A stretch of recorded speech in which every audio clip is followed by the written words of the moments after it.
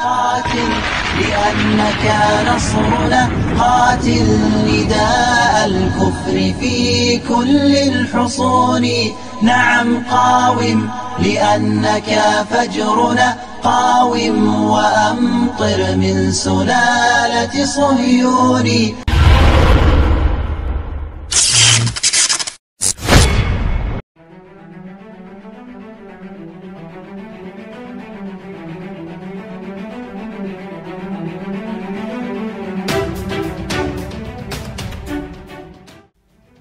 Assalamualaikum warahmatullahi wabarakatuh.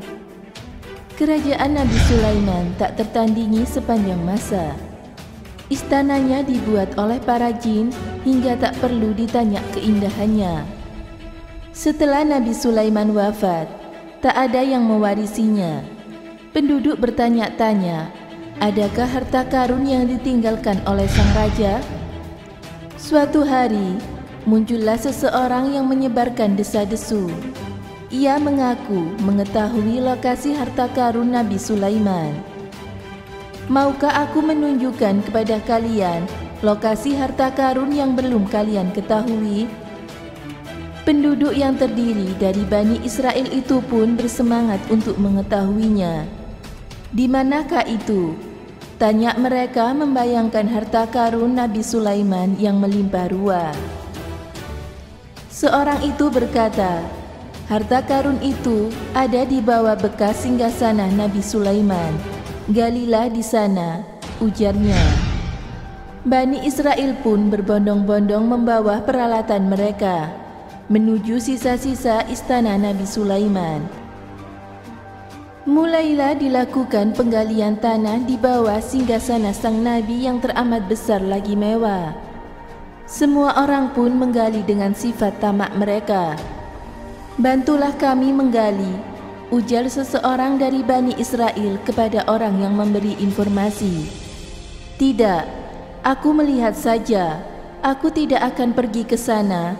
Jika kalian tak menemukannya, kalian boleh membunuhku, ujarnya.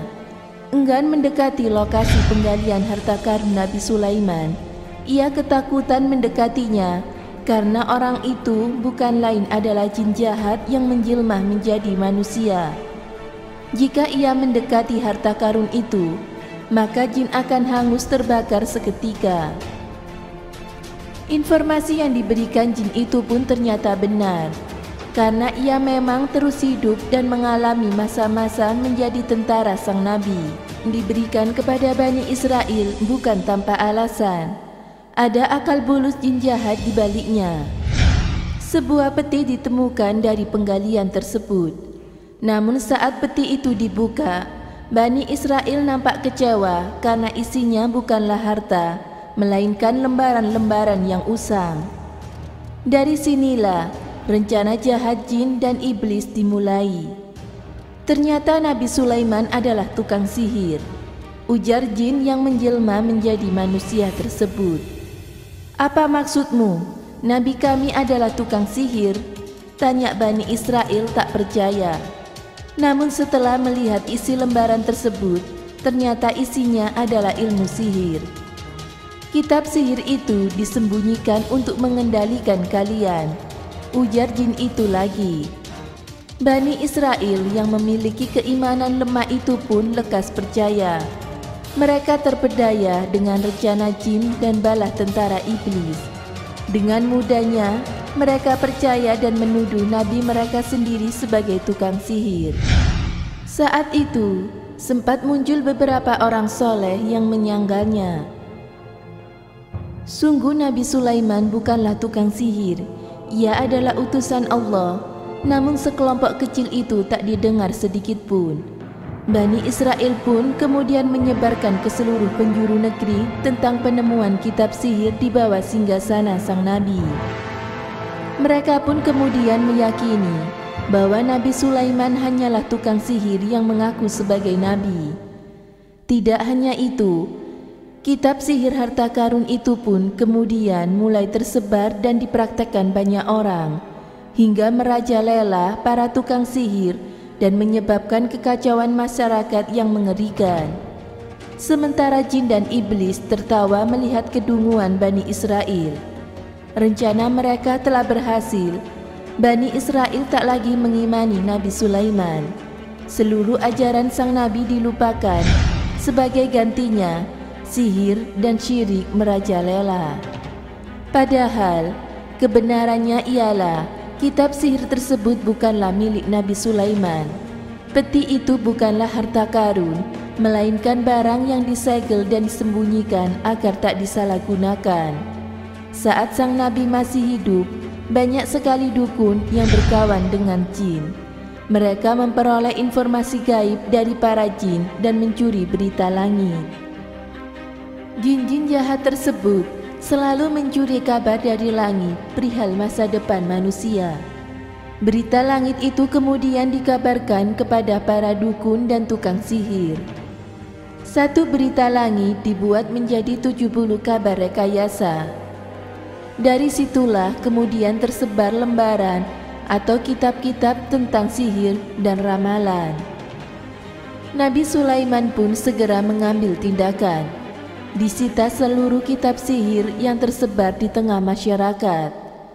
Setelah terkumpul seluruhnya, lembaran-lembaran sirik itu dipendam di bawah singgasananya.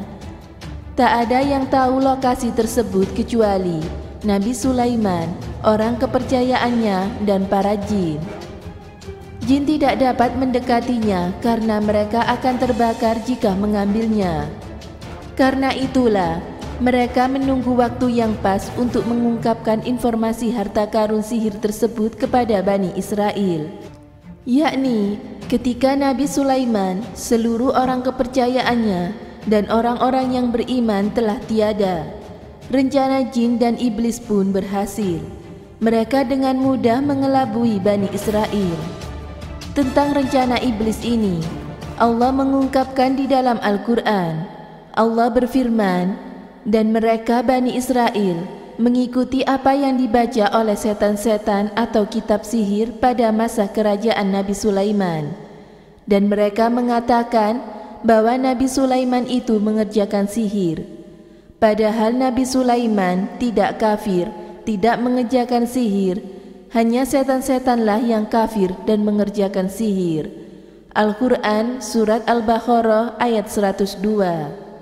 Setelah diutusnya Rasulullah, Allah pun membuat hukuman bagi pencuri berita langit, yakni dibuatnya bintang-bintang sebagai pelempar para jin yang mencuri kabar dari langit.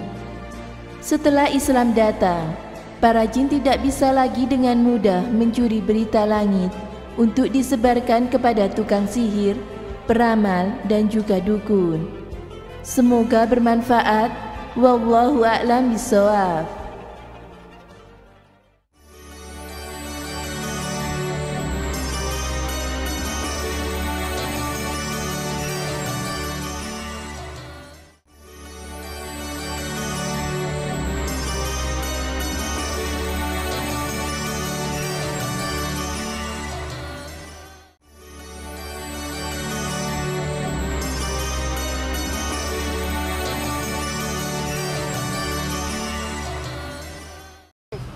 Assalamualaikum warahmatullahi wabarakatuh. Sihir merupakan ilmu yang dibantu oleh setan, dan ilmu tersebut bertentangan dengan Allah dan Rasulnya. Al-Hafidz Ibnu Katsir mengatakan, pada zaman Nabi Sulaiman, setan-setan itu bebas naik ke langit untuk mencuri berita dari langit.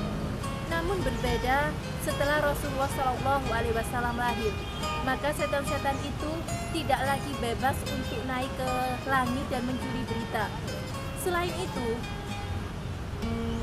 jika setan-setan itu tetap saja memaksa untuk naik ke langit mencuri berita, maka dia akan dikejar oleh bola api, dan bola api itu mampu membinasakan setan-setan tersebut. Di zaman Nabi Sulaiman, setan-setan itu mencuri berita dari langit lalu disampaikan kepada para dukun dengan tambahan 1000 kedustaan. Di dalam agama Islam, kita dilarang untuk percaya kepada setan karena hal tersebut termasuk hal yang syirik. Selain itu, Rasulullah SAW juga bersabda, barang siapa yang mendatangi paranormal dan bertanya tentang sesuatu, maka sholat mereka tidak akan diterima selama 40 hari. Hadis riwayat Muslim. Dan hadis lain juga menyebutkan Rasulullah SAW bersabda, barang siapa yang mendatangi paranormal lalu mereka membenarkan apa yang dikatakan oleh paranormal tersebut atau dukun tersebut, maka dia adalah termasuk orang yang kufur, karena dia tidak mempercayai Allah Subhanahu wa Ta'ala yang sudah menurunkan Al-Quran kepada Nabi Muhammad SAW sebagai petunjuk pedoman untuk umat manusia. Rahimakumullah, semoga bermanfaat. Saya akhiri, wassalamualaikum warahmatullahi wabarakatuh.